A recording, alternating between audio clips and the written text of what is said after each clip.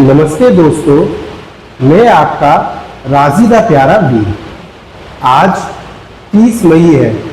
आज ही के दिन दयाल पुरुष संत दर्शन सिंह जी महाराज ने नश्वर देह त्याग कर वो ज्योत में ज्योत समा गए थे। आज हम महाराज जी को याद करें और जो महाराज जी ने हमको असीम प्यार दिया उसको याद करें। कुछ पंक्तियां लिखकर मैंने भी प्रयास किया है। मैं महाराज जी के चरणों में माफ़ी मांगता हूँ। अगर कुछ गलत हो जाए तो महाराज जी प्लीज़ मुझे माफ़ कीजिएगा।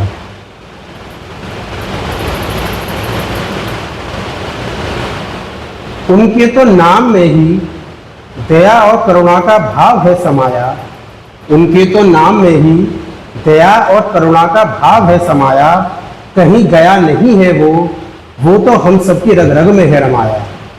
कहीं गया नहीं है वो तो हम सबकी रग रग में है रमाया। धन्य हैं वो लोग जिन्होंने उनका साक्षात्कार पाया। धन्य हैं वो लोग जिन्होंने उनका साक्षात्कार पाया। क्या रूप है प्रेम का ये उनको ही समझ आया। क्या रूप है प्रेम का ये उनको ही समझ आया।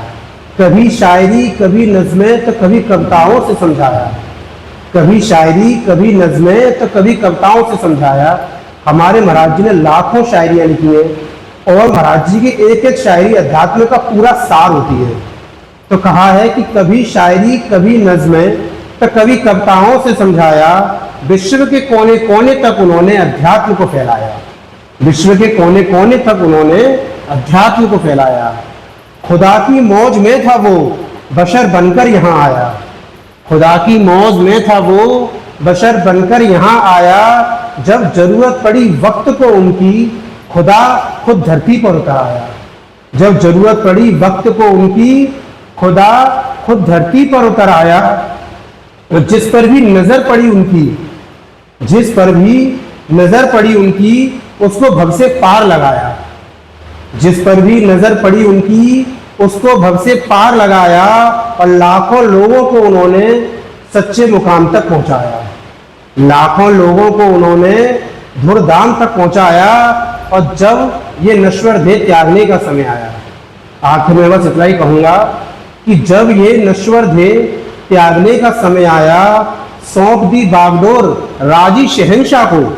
सौंप दी बागडोर राजी शहंशाह को और मिशन को और आगे बढ़ाया। सौंप दी बागडोर राजी शहंशाह को और मिशन को और आगे बढ़ाया। तो आज हम सभी लोग दर्शन सिंह जी महाराज जी की शिक्षाओं का पालन करें, उनकी बातों को माने, ज़्यादा से ज़्यादा ध्यान पर बैठे और महाराज जी की मीठी मीठी यादों में आज का दिन बिताएं। आप सभी का बहुत बहुत शुक्रिया। शुक्रिया महाराज जी।